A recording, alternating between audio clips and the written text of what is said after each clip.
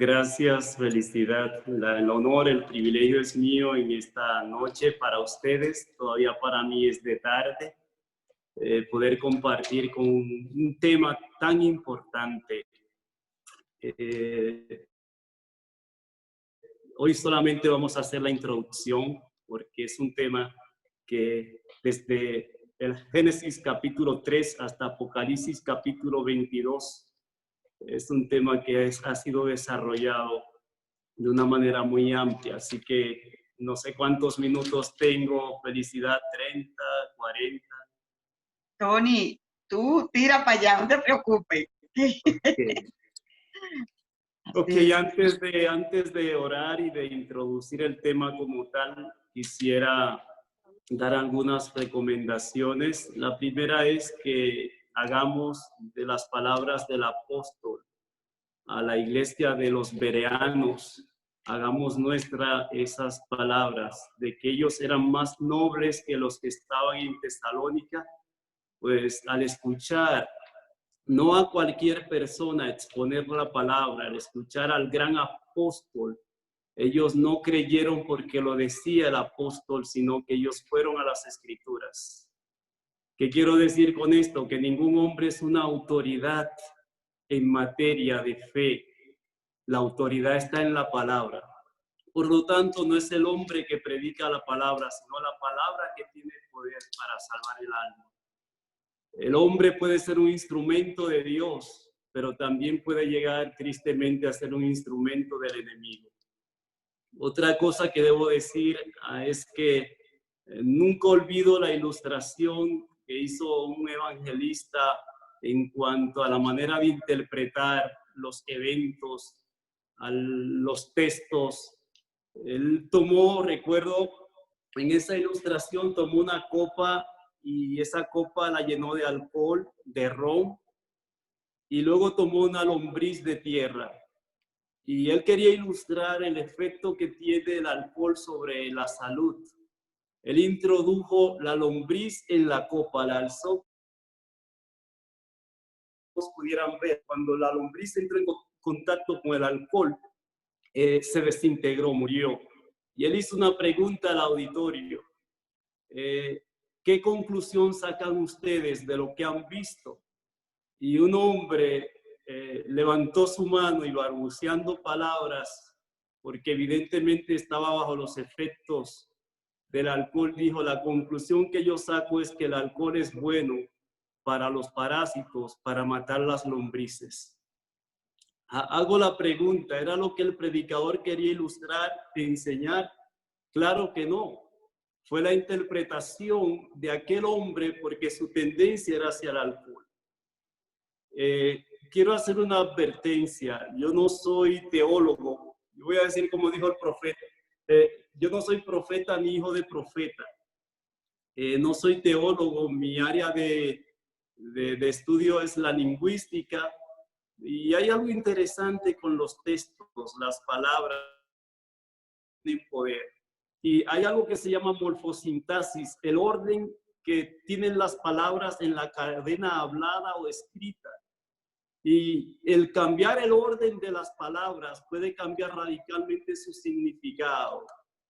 Cambiar el orden de los eventos y luego colocar fuera de contexto una declaración puede cambiar radicalmente su significado. Y voy a poner un ejemplo clásico que ustedes quizás conocen. No es lo mismo un político preso que un preso político. Son las mismas palabras, no sé si me doy a entender. Un preso político es alguien que por su ideología, su tendencia contraria a quienes ostentan el poder, es privado de su libertad. Pero un político preso puede ser el resultado de la corrupción, la malversación de fondos. ¿Por qué digo esto? Porque la Biblia también se presta para ser interpretada de la manera como aquel hombre con tendencia al alcohol o lo que tiene que ver con el orden de las palabras en cuanto a preso político, político preso.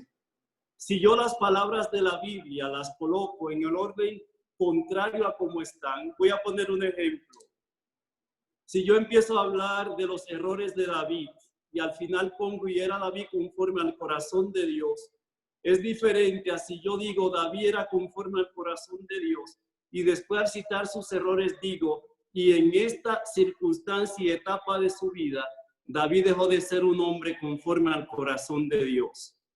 Es diferente cuando coloco y cambio el orden. Lo mismo sucede con los textos de las Escrituras. De ahí que al hablar de este tema quisiera hacerlo en contexto. Y al hacerlo en contexto quisiera que sea de edificación para todos. Vamos a orar. Amado Padre que estás en los cielos, en esta hora reunidos en tu nombre tal como somos de pecadores, pero con la necesidad, con el deseo, con el anhelo de ser como tú quieres que seamos. Por nosotros mismos no podemos, pero tú nos has prometido al Espíritu Santo, nos has prometido tu poder para que podamos vencer. Por eso en esta hora pedimos tu presencia, Señor, a través de tu Espíritu, háblanos, para que al abrir tu palabra, cada corazón pueda estar abierto para recibirla, y el Espíritu Santo, quien es nuestro Maestro, pueda iluminar cada corazón, pueda capacitarnos, pueda no solo ayudarnos a comprender tu palabra, sino que nos imparte el poder para obedecerla. En el nombre de Jesús. Amén. Bien, a partir de este momento, al hablar de este tema, como decía, quisiera hacerlo en contexto. Y hay una circunstancia actual que me va a permitir ilustrar un poco lo que vamos a compartir, y es el COVID-19, el coronavirus. Las personas, todos sensatos, prudentes, estamos tomando medidas preventivas para evitar el contagio. Y algunas personas toman medidas extremas con tal de no ser afectados por este virus. Y eso está bien, eso está muy bien. Pero yo quiero hablar en esta noche de un virus que le dio origen a todos los problemas que hoy afectan a la humanidad. Un virus altamente contagioso, letal. Ya ustedes saben cuál es ese virus, el virus del pecado.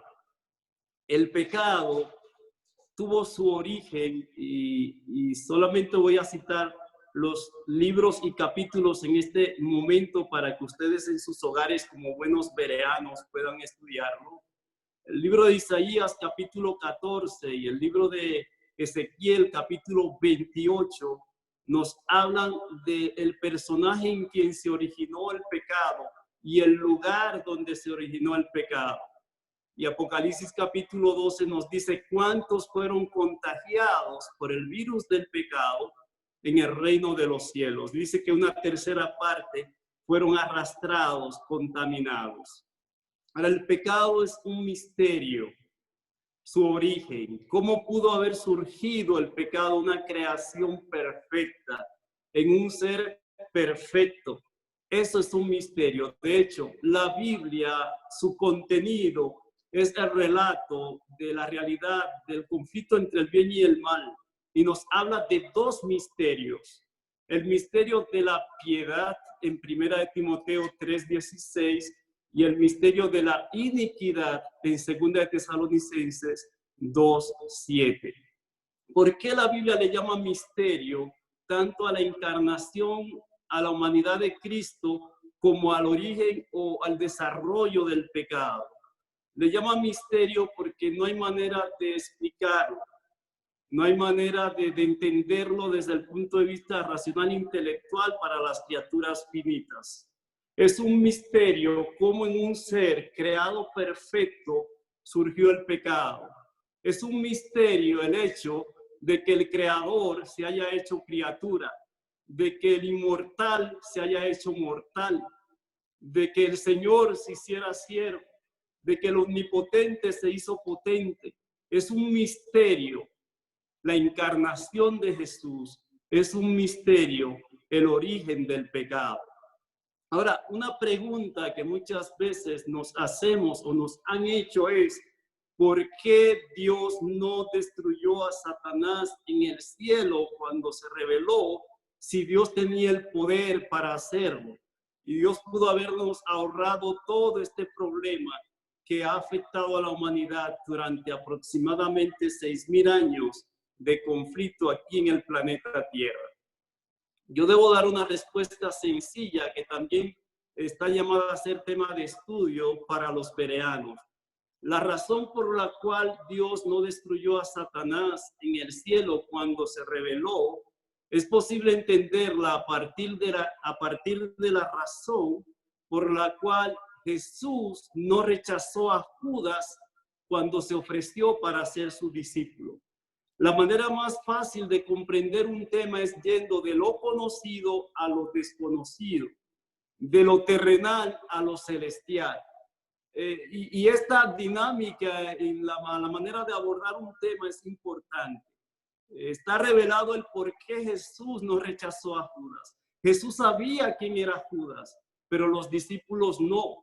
Dios sabía quién era Satanás y qué había detrás, pero los seres, aún la tercera parte, logró contaminar con el virus del pecado. Y aún los que quedaron leales a Dios, las 2/3 partes, aunque no se rebelaron ni fueron contagiados, pero no entendían el porqué del pecado, su naturaleza. La única posibilidad de despejar dudas era permitiendo que se desarrollase. Por eso Dios no le destruyó. Por amor a nosotros, amor a los mundos, para no perpetuar la duda. O sea, no íbamos a tener la duda eterna. Ahora, cuando el pecado llegue a su final, no habrá ninguna duda. Eso como introducción general. El pecado surgió en un ser creado santo y perfecto. Ahora, ya llegando a la tierra, a la realidad nuestra, Génesis capítulos 1 y 2, nos hablan de la creación de Dios, de todo ese proceso, cuando Dios trae al hombre a la existencia, lo trae ya al final, cuando la casa está lista y preparada para ser habitada. No lo creó al principio, lo creó cuando las condiciones eran favorables para nuestra felicidad, bienestar sobre esta tierra. Y al crear al hombre ya al final, ya de la creación, sellada con este día conmemorativo que es el sábado, dice Dios vio todo lo que había hecho y he aquí que era bueno en gran manera. Pero tristemente, nuestros primeros padres, según Génesis capítulo 3, desobedecieron, pecaron.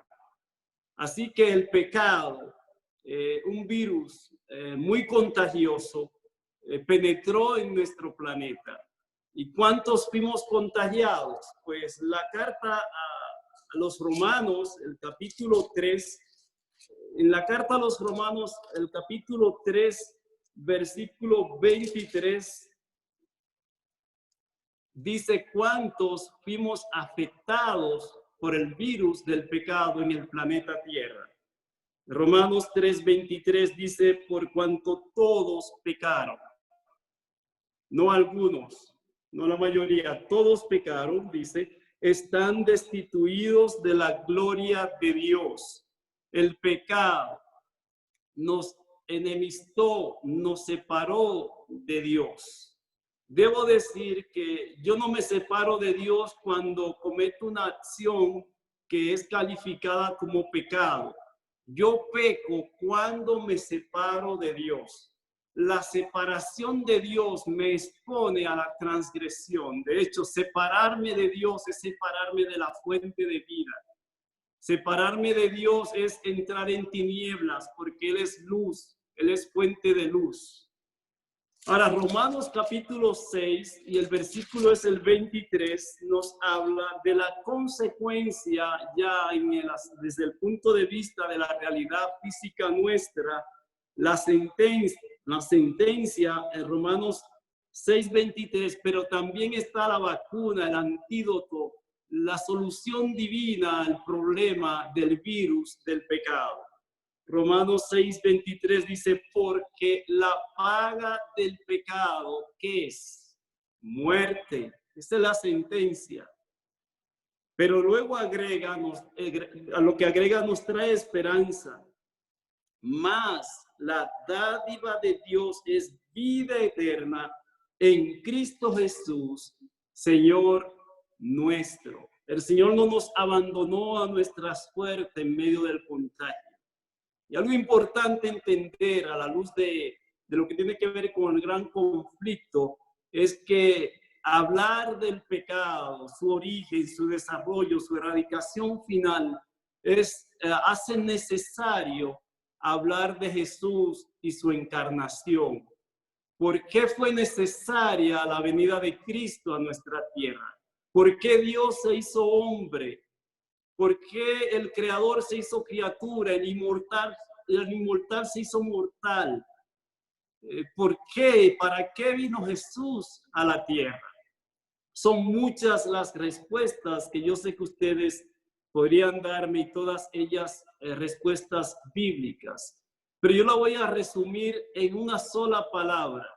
Jesús, al venir a salvarnos, a buscarnos, vino a quitarnos las excusas. Nosotros decimos en un buen dominicano que desde que se inventaron las excusas, nadie quiere quedar mal.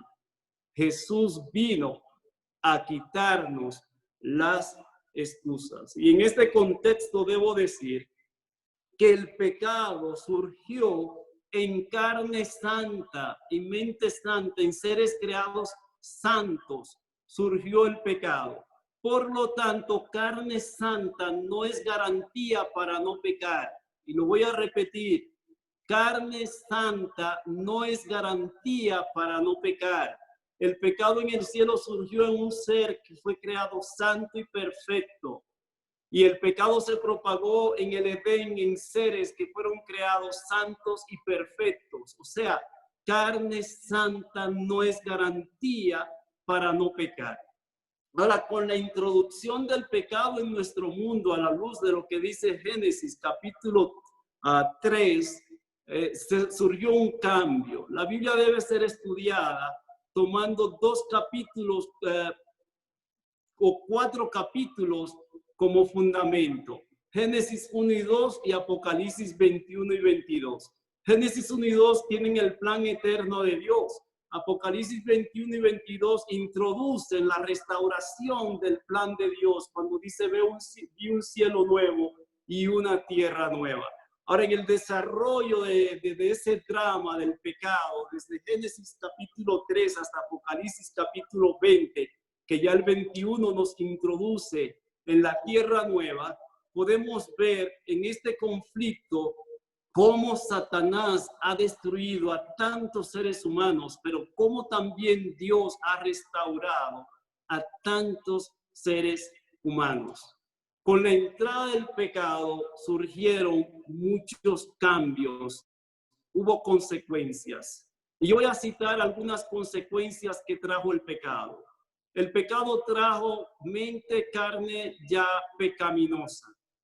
Nuestra naturaleza pasó a ser pecaminosa a partir de la transgresión de nuestros primeros padres.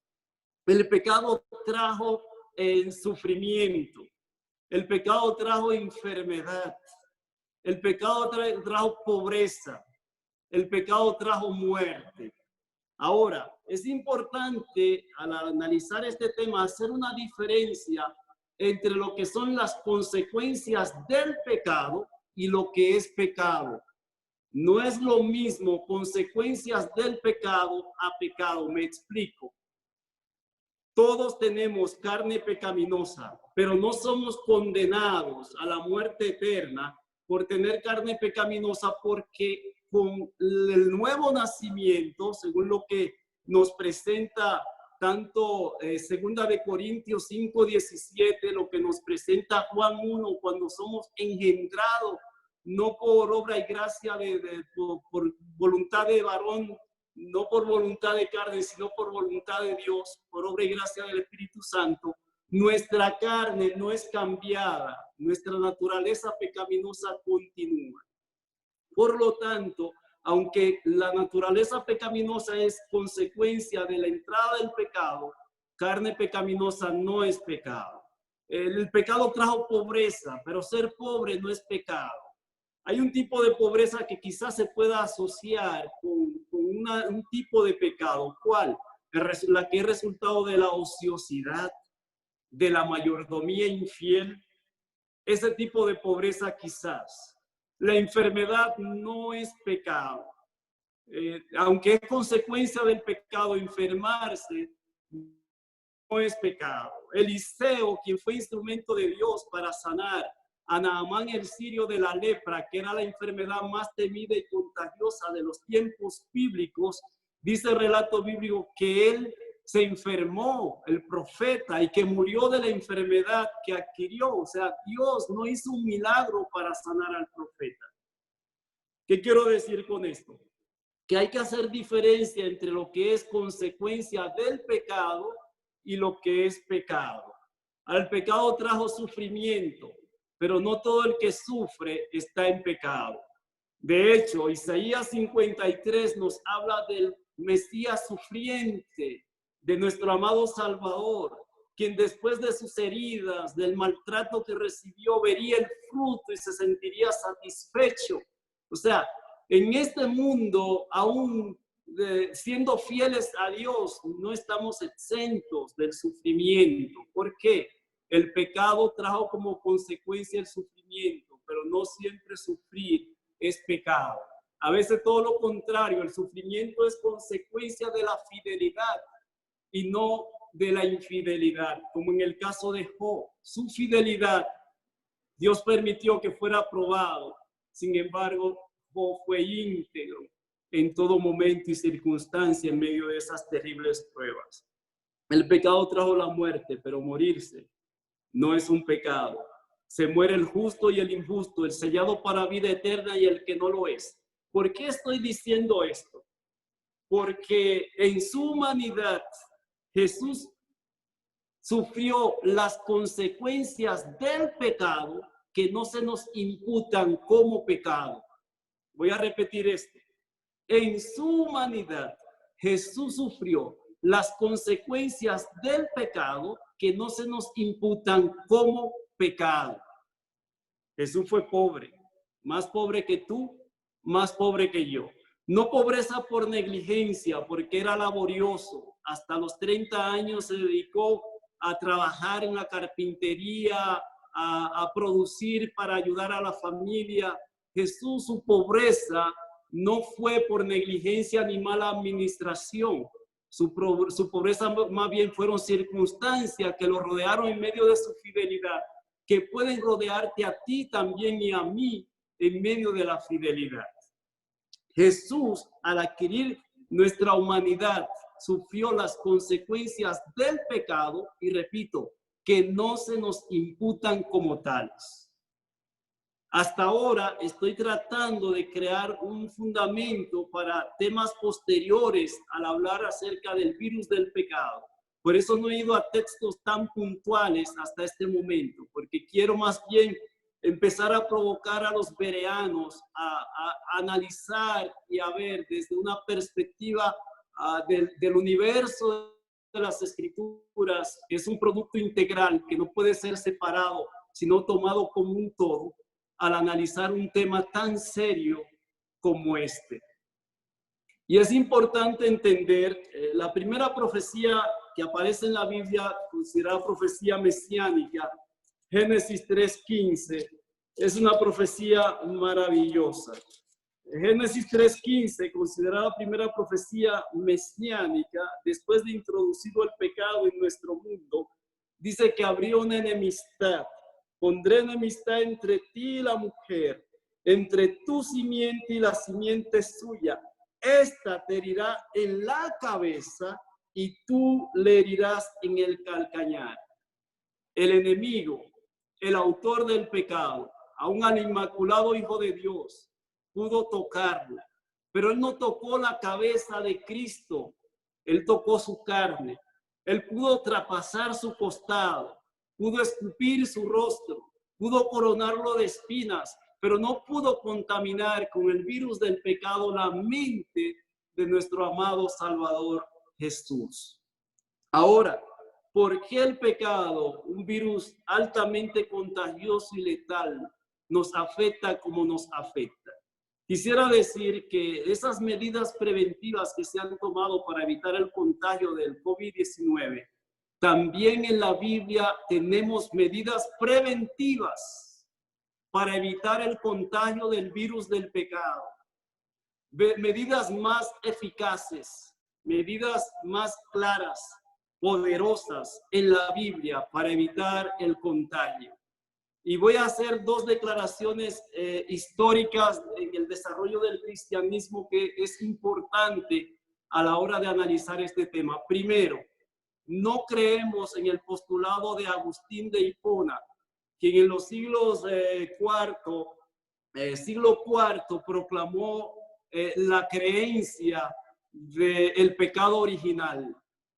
No creemos en esa teoría de Agustín de Hipona.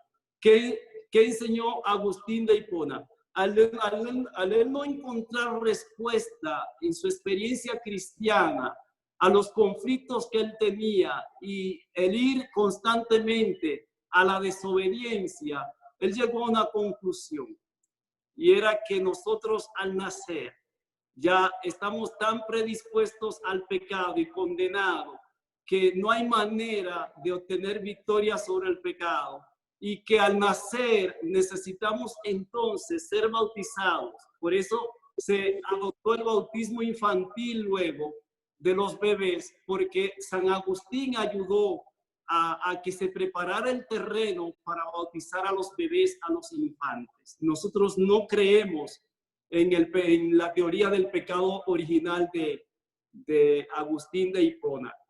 Otra cosa que no creemos es en el dogma proclamado en 1854 por Pío IX, el dogma de la Inmaculada Concepción, un dogma de la Iglesia Popular. No lo creemos y no es bíblico. ¿Qué enseña este dogma? Que en la persona que llevaría en su vientre a Jesús, el Señor obró de tal manera en su nacimiento y desarrollo para que esa persona fuera como Adán antes de la caída, para que quien se desarrollara en su vientre también tuviera la descendencia de Adán si no hubiese pecado. Ese dogma de la Inmaculada Concepción tampoco es bíblico. Hasta aquí he dicho cosas muy serias, muy relevantes, y para analizar este tema del pecado y su desarrollo. Hablando ya del pecado y su desarrollo, en la Biblia yo crecí adventista y por la gracia de Dios sigo adventista, y mi meta es permanecer adventista hasta el final, porque no habrá otra iglesia sobre la tierra. Esta es la última iglesia que Dios levantó, y esta iglesia es la que el Señor viene a buscar, depositaria de las verdades eternas. Ahora, yo crecí escuchando tantos conceptos, tantas teorías, tantas ideas acerca del pecado, la victoria, su desarrollo y esto. Y hoy hay tantas confusiones. Voy a poner tres personajes que ustedes conocen muy bien, dos tríos. A José, Daniel y Timoteo, Sansón, David y Salomón. Es importante ver que la Biblia es un libro tan transparente, tan veraz, que no esconde en sus biografías los errores de los hombres que en su momento Dios llamó y que tristemente al perder comunión con Dios se hundieron en el pecado. Hombres que pudieron haber sido lo que Dios se propuso que llegasen a ser, pero que por sus errores se inhabilitaron para hacer el trabajo que Dios quería hacer a través de ellos. Y Dios es tan misericordioso que los perdonó para salvarlos en su arrepentimiento profundo, pero las consecuencias de sus pecados no se las ahorró. Entonces es importante entender a la hora de estudiar la Biblia el contexto. Colocar relatos de la Biblia fuera de contexto es lo que ha generado tanto conflicto a la hora del tema del pecado, su desarrollo y la erradicación final. Ahora, al hablar en este momento acerca de esta realidad, hay un texto, un relato muy importante. Todos sabemos, hay tres definiciones de pecado clásicas en la Biblia.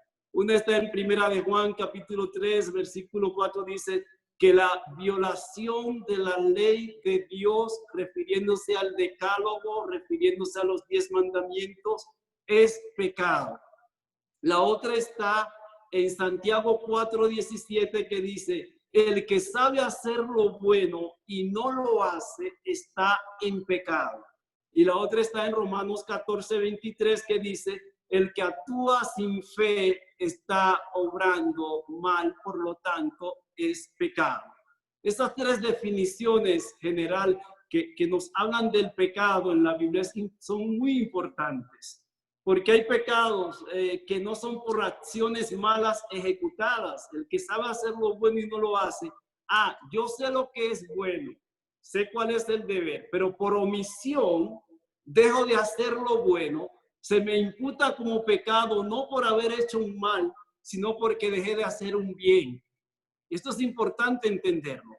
Por eso en el juicio de las naciones de Mateo 25 se habla de las cosas buenas que dejamos de hacer, aun cuando no hicimos un mal de manera directa, porque la omisión de lo bueno se nos imputa como un pecado. Ahora, al hablar de la ley en particular y el pecado, hay un relato. Acompáñenme a San Juan capítulo 8. Ya me imagino que ustedes saben de cuál relato de las escrituras de los evangelios voy a hablar. San Juan capítulo 8. San Juan 8 nos habla de una mujer que fue sorprendida, según el texto, en el acto mismo del adulterio, infraganti, con la mano en la masa. Y este relato de San Juan capítulo 8 nos da una idea muy, muy clara de lo que es la violación de la ley, la consecuencia, y también sobre todo de lo que fue la misión de Cristo cuando vino a esta tierra. Ustedes conocen el contexto. Dice que esta mujer que fue acusada, el versículo 5 dice, en la ley nos mandó Moisés apedrear a tales mujeres, tú pues, ¿qué dices? Mas esto decían tentándole para poder acusarle, pero Jesús, inclinado hacia el suelo, escribía en tierra con el dedo. Es importante entender que este escribir en tierra no era literalmente en la tierra. Es como cuando en su carro usted permite que se acumule sobre el cristal mucho polvo y alguien viene y le pone lávame. Lo hemos visto muchas veces. Y alguien dice, escribió con su dedo sobre el cristal. Sí, pero sobre el cristal escribió porque había un polvillo, una capa de polvo que permitía escribir. En Israel, Medio Oriente, allí hay desiertos y las tormentas hacen que se depositen sobre la superficie de la tierra capas de arena.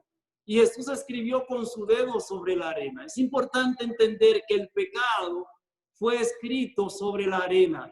Pero la ley de Dios, según Éxodo capítulo 31, fue escrita con el dedo de Dios. O sea, el Dios que escribió la ley sobre piedra, ahora usa su dedo para escribir sobre la arena.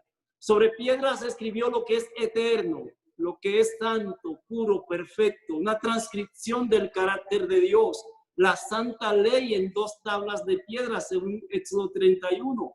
Pero el pecado lo escribió en la arena, porque así como cuando tú y yo vamos a la playa y escribimos algo en la arena y volvemos a la playa, no encontramos lo que escribimos, porque el pecado no es eterno. El pecado tuvo origen y el pecado tendrá un final. Nada malo es eterno. Lo voy a repetir. Nada malo es eterno. Lo malo tuvo un principio. Lo malo tendrá un final, pero cuando lo malo deje de ser, entonces Dios introducirá lo que dice Apocalipsis 21, ese reino, ese paraíso en el que viviremos felices para siempre, 1000 años de vacaciones en el cielo y luego la eternidad en la tierra. Ahora, Jesús le dice algo muy importante a esta mujer en el versículo 11. Ustedes lean el relato completo de sus hogares. Versículo 10, enderezándose Jesús y no viendo a nadie, sino a la mujer, le dijo, mujer, ¿dónde están los que te acusaban? ¿Ninguno te condenó? Ella dijo, ninguno, Señor. Entonces Jesús le dijo, ni yo te condeno. Jesús la perdonó, pero agregó algo, vete. Y sigue violando la ley, vete. Y sigue viviendo a tu manera. No, le dijo, vete y no peques más. Me gusta lo que dice la pluma inspirada, que cada orden divina está acompañada de una habilitación. Cuando Jesús le dijo a Pedro, ven, Pedro pudo caminar sobre las aguas como sobre tierra firme, porque era el Señor quien le estaba dando la orden. Cuando el Señor le dijo al pueblo que pisaran las aguas del Mar Rojo, cuando el pueblo obedeció la orden divina, el mar se abrió. Cuando Él le dice, vete y no peques más, Jesús nunca nos va a pedir algo que no estemos en capacidad de hacer por su poder. Cuando Él nos dice, vete, yo no estoy aquí para condenarte. El Señor no vino para condenarnos, vino para salvarnos. No en el pecado, sino para salvarnos del pecado. Hay una diferencia entre creer que seremos salvos en el pecado a creer lo que dice la Biblia. Seremos salvos del pecado. El Señor nos recibe como estamos, pero no nos deja como estamos.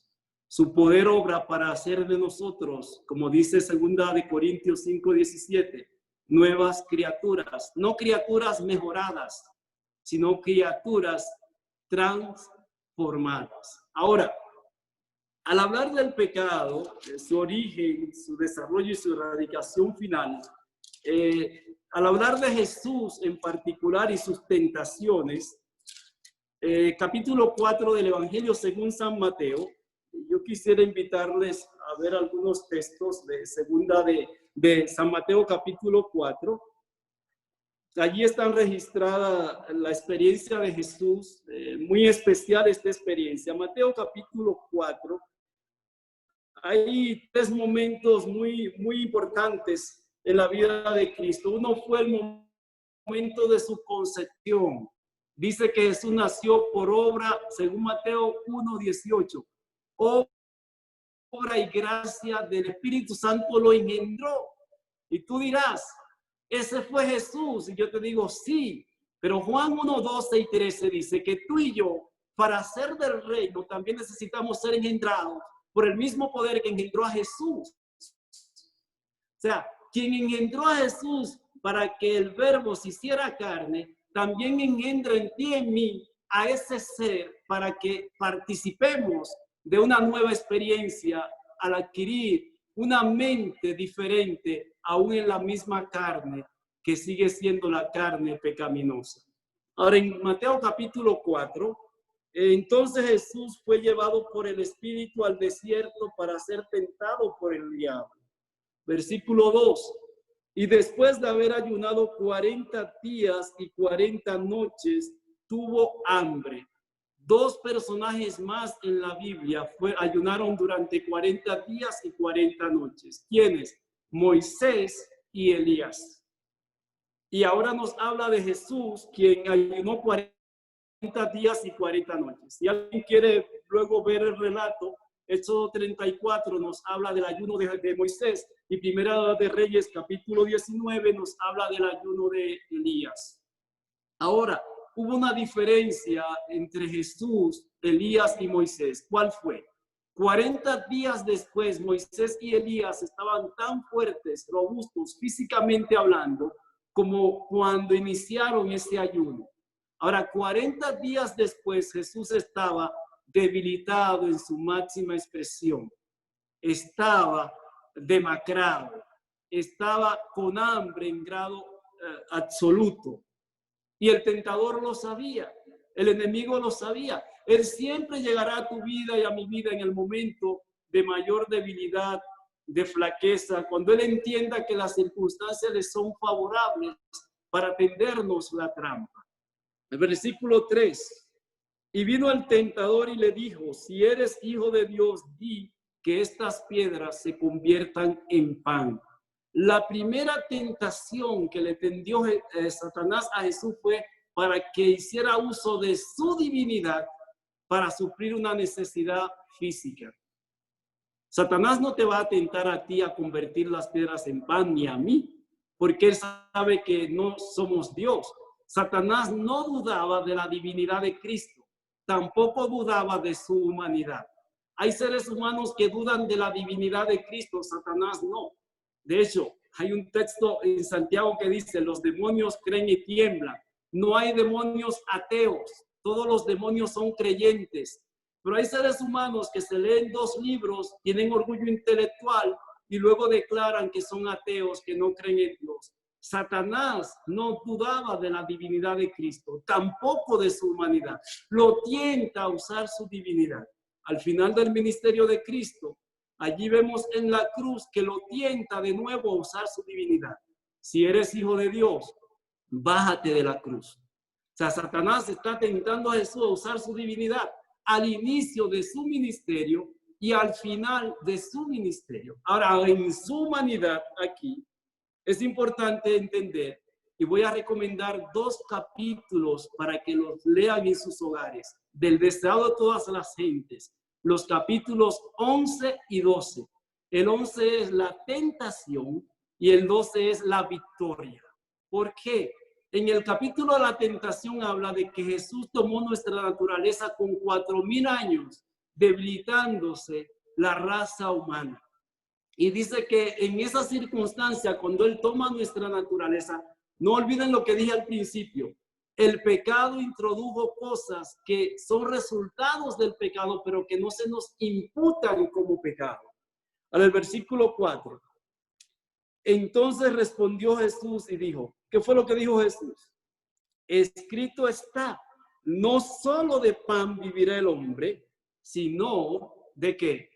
De toda palabra que ha salido, no de la boca de los hombres, de toda palabra que ha salido de la boca de Dios. Sí, la Biblia, la Santa Biblia, el libro que Dios nos ha dejado para que conozcamos de su maravilloso plan de la salvación, para que podamos prepararnos para vivir en ese reino de gozo, paz y felicidad. De ese libro estamos llamados a alimentarnos cada día.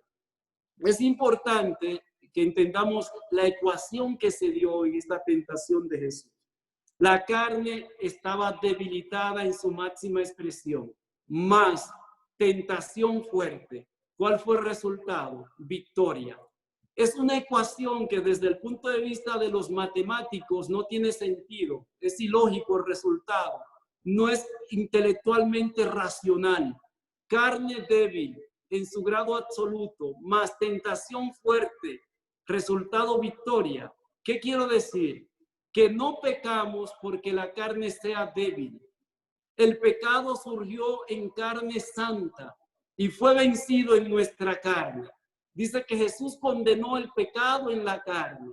Dice Romanos 8, versículo 3, que era necesario que lo que por la ley y por nuestra herencia era para nosotros imposible lograrlo por nosotros mismos, que el Hijo de Dios tenía que venir a esta tierra.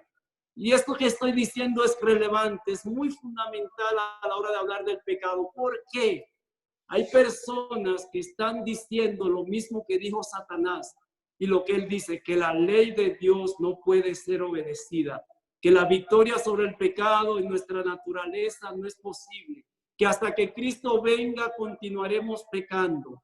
Eso es mentira a la luz de las Escrituras. Las Escrituras dicen que llegará el momento, dice Apocalipsis capítulo 22, que cuando el que es injusto siga siendo injusto. Y eso es cuando ya la gracia se cierre. Cuando se cierre la gracia y estemos sin intercesor, no habrá oportunidad de acudir al abogado de Primera de Juan capítulo 2 para que nos saque del problema.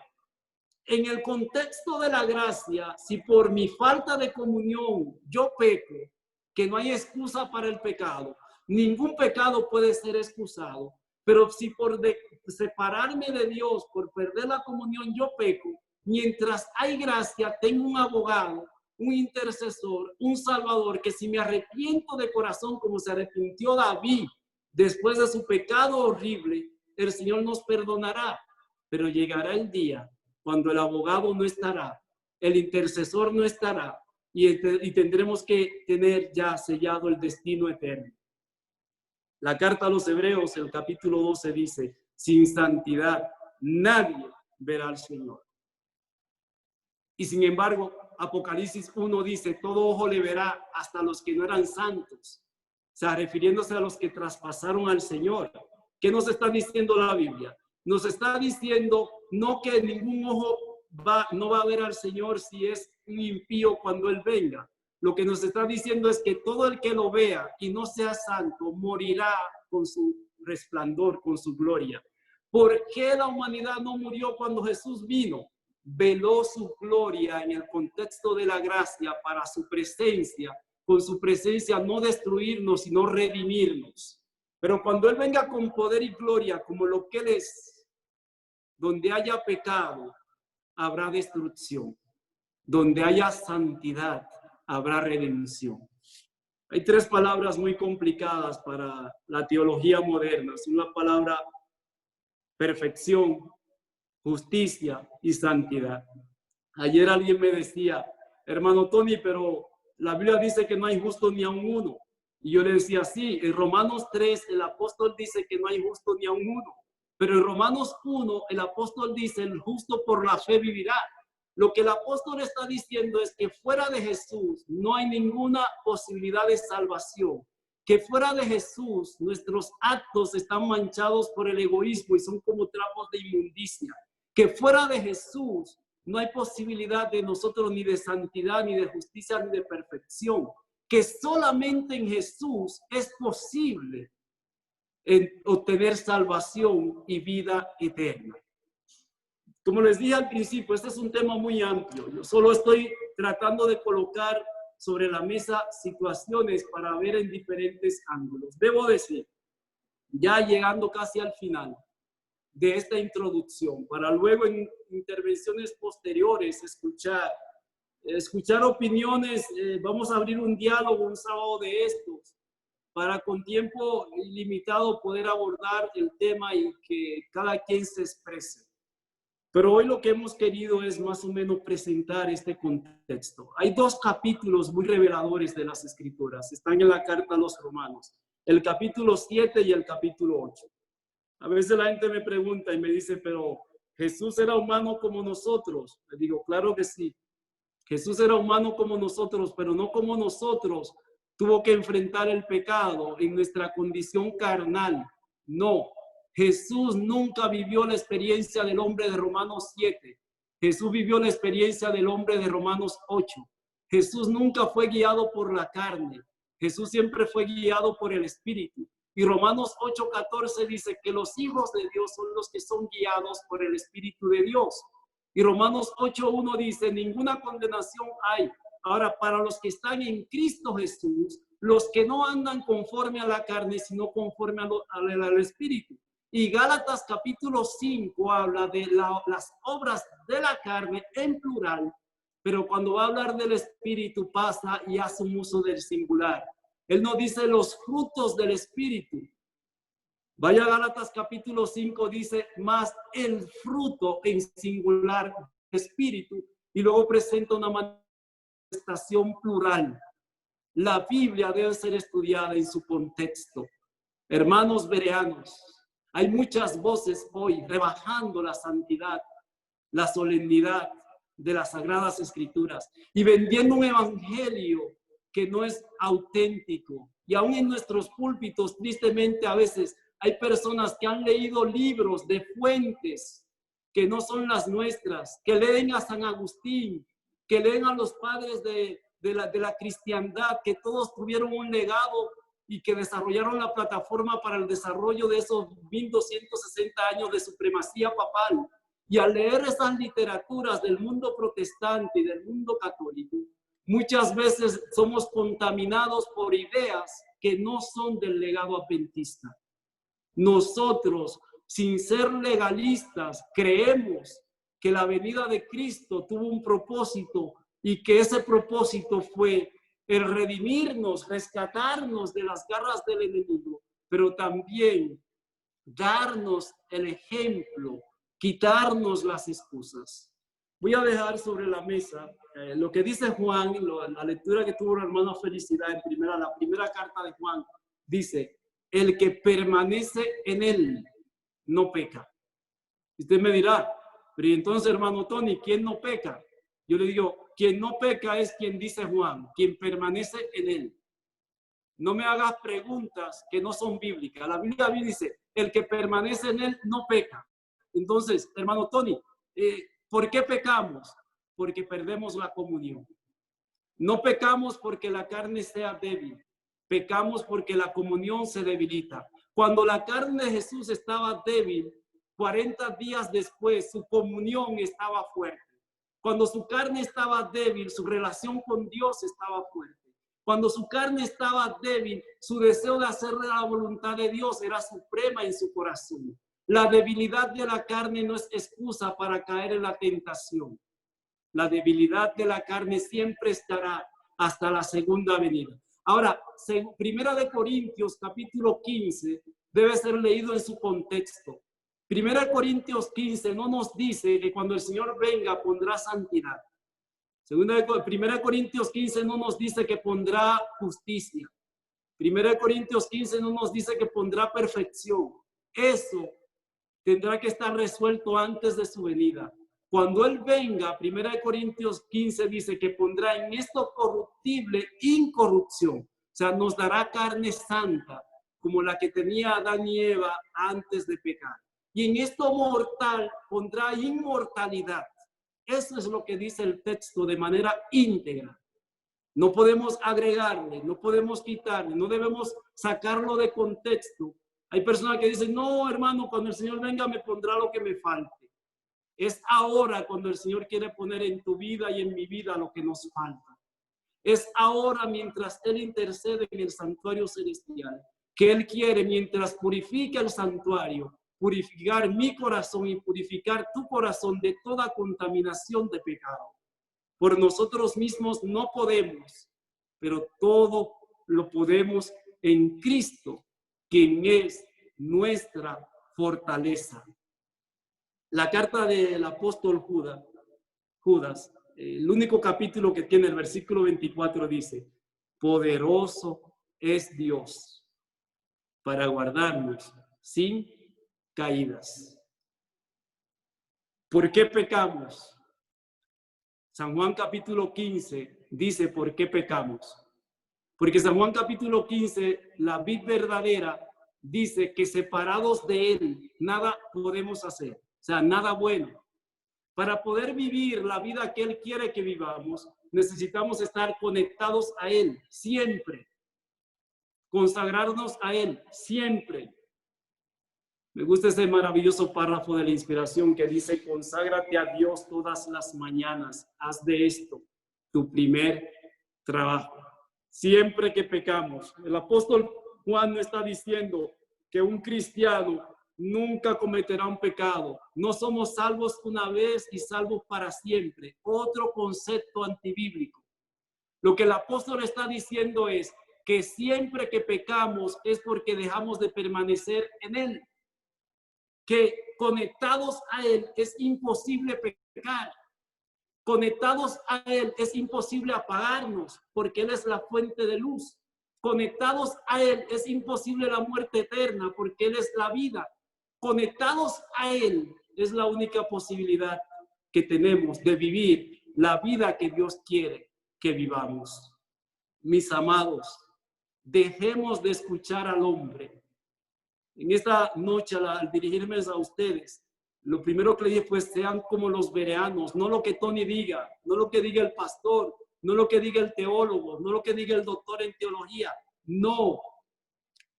Nosotros nos hundimos en el pecado no por falta de información, sino por falta de comunión. Cuando un teólogo, un pastor, un erudito se hunde en el pecado del adulterio, en otro pecado, no es por falta de información, lo hace por falta de comunión. Porque quizás atento a los libros, a la erudición, al intelectualismo, descuida lo más importante. Cuando un laico, un anciano, cualquier miembro de iglesia, teniendo información, se hunde en el pecado, no es por falta de información, sino por falta de conocimiento.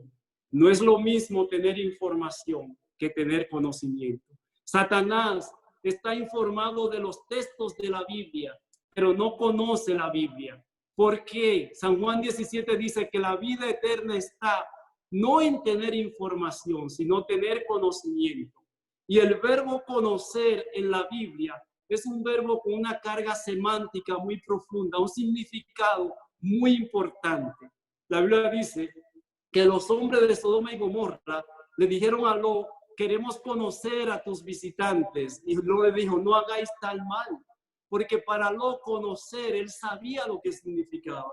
Y dice que José no conoció a María hasta que no hubo dado a luz. ¿Qué está diciendo la Biblia? Que conocer es tener relación íntima con alguien.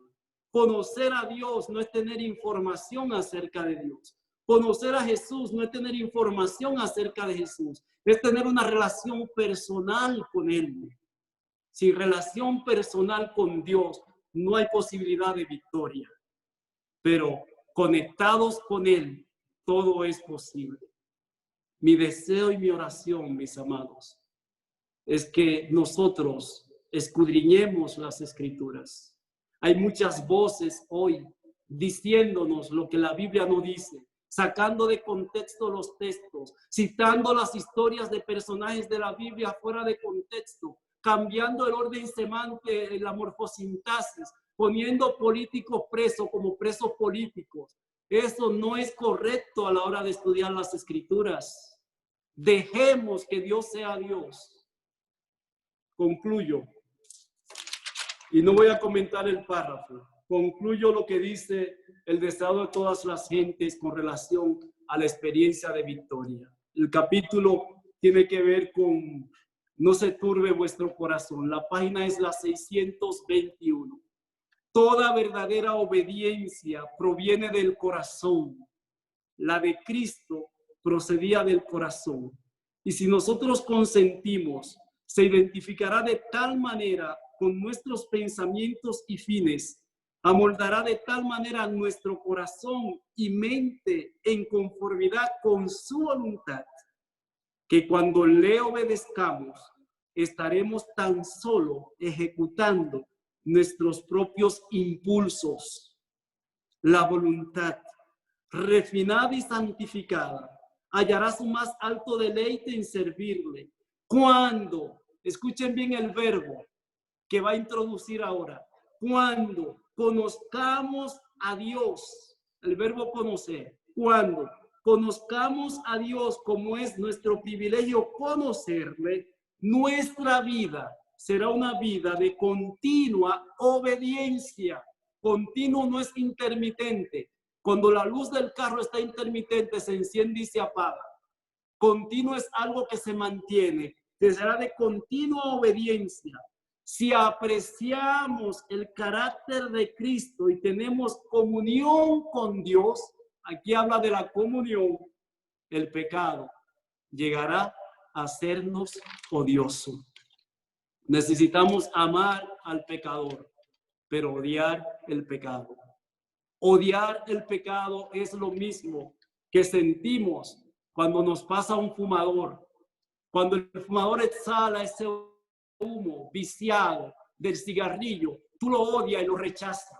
El pecado tiene que llegar a hacernos odioso, pero solo será odioso cuando disfrutemos de la comunión íntima con el Padre, cuando estemos con Jesús conectados, cuando estemos guiados por el Espíritu, cuando esa sea nuestra experiencia, entonces tendremos victoria y podremos cantar el cántico de Moisés y del Cordero, el de la liberación de la esclavitud de Egipto y el de la victoria en el desierto sobre el pecado, para entrar por las puertas de la santa ciudad.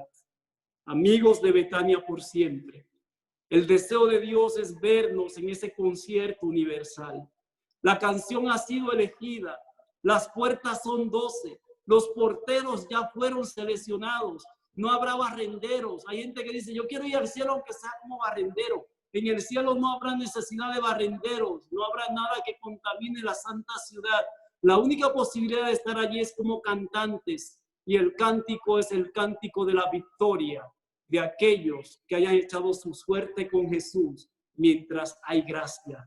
Si me está escuchando alguien que tristemente se apartó de los caminos del Señor, hay esperanza para ti. Todavía hay gracia. La puerta de la salvación está abierta. Jesús le dijo a la mujer pecadora, yo no te condeno, vete, no peques más. Mientras hay gracia, hay oportunidad. Ahora es el momento de regresar. No esperes a resolver tus problemas. El Señor no te dice, ven a mí después de resolucionar tus problemas. Él dice, venid trabajado y cargado. Ven cómo estás, que soy yo, dice el Señor, quien te resolverá tus problemas. Solo en Jesús hay garantía de salvación y vida eterna. Que el Señor nos bendiga. Amén. Gloria a Dios. Gloria a Dios. Amén. Aquí en esta noche habló nuestro amado Jesús. Así lo invitamos y así Él se ha manifestado. La presencia de nuestro Dios ha sentido en este lugar porque su palabra ha sido exaltada. Gloria a Dios, Señor. Gloria a Dios. Mis amados, ahora le vamos a pedir para que nos despida a Tony con una oración. Oremos. Padre amado, aquí estamos, somos pecadores. Hemos nacido en este mundo de pecado. Nuestra naturaleza es pecaminosa. Estamos expuestos a las enfermedades, a las situaciones que provocó este virus en el mundo. Pero gracias, Padre, porque a pesar de esas circunstancias, tú nos has dejado un maravilloso plan. No nos abandonaste a nuestra suerte. Más bien, dejaste el lugar seguro en el cielo. Viniste a nuestra tierra de los contagiados, de los contaminados. No temiste el entrar en contacto con nosotros, leprosos por el pecado. En tu amor supremo, en tu misericordia, viniste hasta donde estábamos. Participaste de nuestras situaciones como humano, pero tu experiencia fue de victoria total. Fuiste tentado en todo según nuestra semejanza, pero no pecaste. Por la comunión que tuviste con el Padre, por la dependencia de Él, por tu apego a la palabra. Gracias porque en las tentaciones lo que citaste fue la Biblia, lo que nosotros también tenemos como arma, como recurso para citar. Gracias porque siendo tú divino, no echaste mano de tu poder divino para hacerle frente a las tentaciones, sino que echaste mano de lo que nosotros también podemos. Oh Padre, tú conoces nuestras flaquezas, nuestras debilidades, nuestras tendencias heredadas y cultivadas, nuestros rasgos de carácter malos, heredados y cultivados. Que nadie diga yo soy así y el Señor me salvará así. No, que podamos decir yo soy así, pero con el poder transformador de Dios puedo llegar a ser lo que Él quiere que seamos. Tú conoces nuestras luchas. Es posible que alguien esté viviendo la experiencia del hombre de Romanos 7. No quiere hacer lo malo, pero termina haciéndolo. No quiere adulterar, pero adultera. No quiere mentir, pero miente. No quiere robar, pero roba.